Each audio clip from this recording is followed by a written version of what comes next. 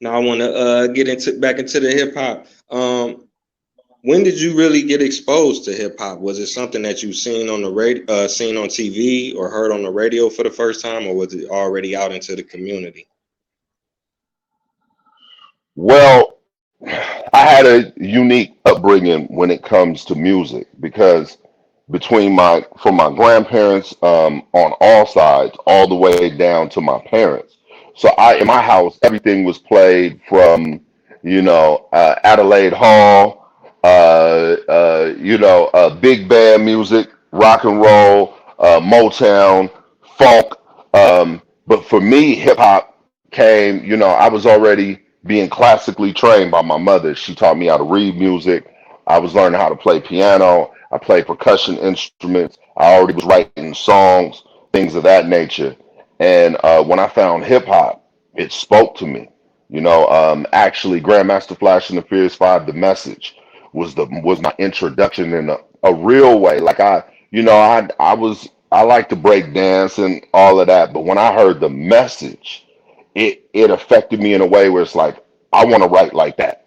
I want to talk about those things. I want to address the things that's real for me.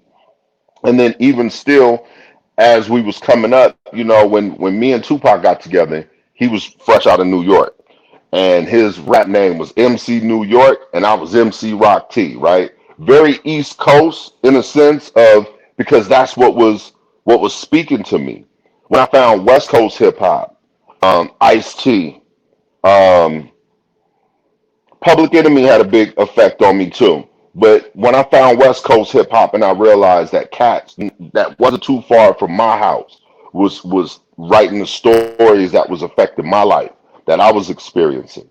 Um, and to be honest with you, I went professional when I saw an artist named the Mac.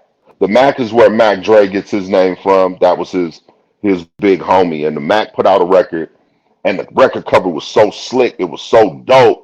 Nobody had a record cover like the Mac in 1987, 88. And when I looked at the record and I flipped it over, the area code was 707, which was my area code. And I was like, yo, I gotta find these dudes right here, and I'm gonna have them do my record. But in the process of it, I ended up signing to an independent, and the plan was to go to a major label. During that time, the group separated.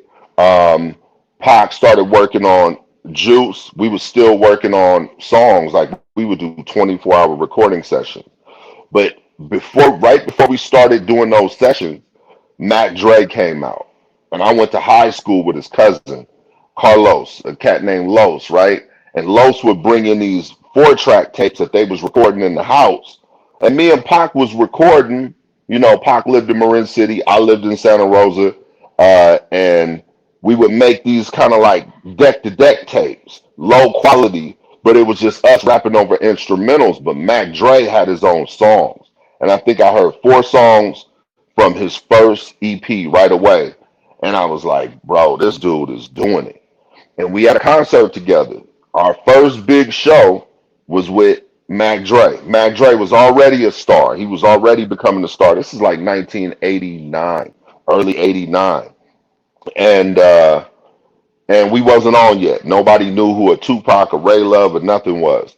But Mac Dre was already blowing up. And Pac went to work on Juice. Um, right after Tupacalypse Now was released. When we was doing Tupacalypse Now, I wrote, we would do these 24-hour sessions, so we would write for each other when we needed to.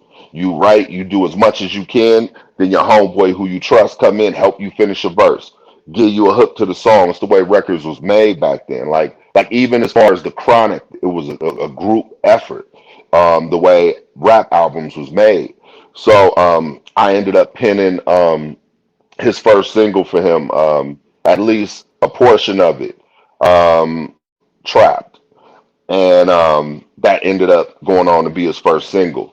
Well, after that came out, when he went to go start working on Juice, I went back kind of to the block with my folks, and we hustling, and I'm writing, and Mac Dre's cousin drove through the block one day and saw me and said, "What you doing?" I said, "Man, I'm trying to, as the youngsters say, get it how I live. I'm trying to, just stay above water while I work on my career." and he said, "I'm gonna take you to meet Mac Dre." We had never met. We only knew of each other, but we had never met. And he picked me up. We went out to Vallejo, and the first day I went to Vallejo was the Mac's funeral. He had been killed in a accident. Like they was looking for somebody else, and they ended up killing this brother. And I went out to his funeral, and after the funeral, I met Mac Dre. I was in Crest Park, and he said, "Man, I heard you could spit. Let me hear something." And so I busted for him, and when I rapped for him, he said exact words: "Oh, you dope. I'm gonna take you to get a deal. I'm gonna get you a deal."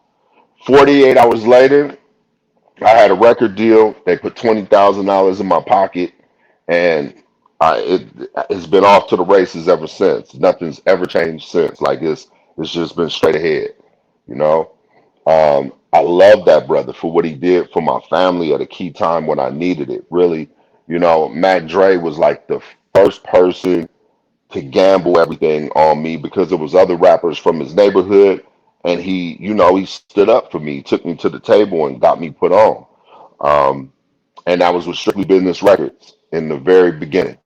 Uh, the irony is that me, Tupac, and Mac Dre, it's not a surprise to me that they are iconic figures because back then they was iconic figures. The world just didn't know. Like some of the most loyal, dedicated, committed, hardworking dudes, man. Both of them were destined to be giants. Like it was very clear in the beginning. Um, and for me, I've never joined another rap crew. I never like I'm still with the same cats I came to the table with. Today I am the chief operating officer of the Mac Dre estate for his mother. I work directly for her. She's the executor of the estate. So all of the Mac Dre products, everything from the beer to we could talk about NFTs in the future. We're gonna be doing NFTs on Mac Dre. Clothes, all of that came over the last few years, and we've been building it slowly but for surely. And we even got some surprises for people around the world. We usually do a Dre Day event um, once a year, and it's like a big celebration. But we're gonna set it up where the world will be able to see it. We're gonna do some stuff in the metaverse, do some pay-per-view, so people around the world can catch the wave and feel the vibe of what we're doing. So I'm still with the same cats. The Tupac family is still my family. You know what I mean? We talk to each other every day. We with each other all the time. I don't know how to join another team. I am not a free agent. you know? Man, but that's truly inspiring, man. You done said so much. Rest in peace to the Mac for sure, because he definitely planted some seeds in you and Dre and a lot No of Bay doubt. Area cats. You know what I'm saying? And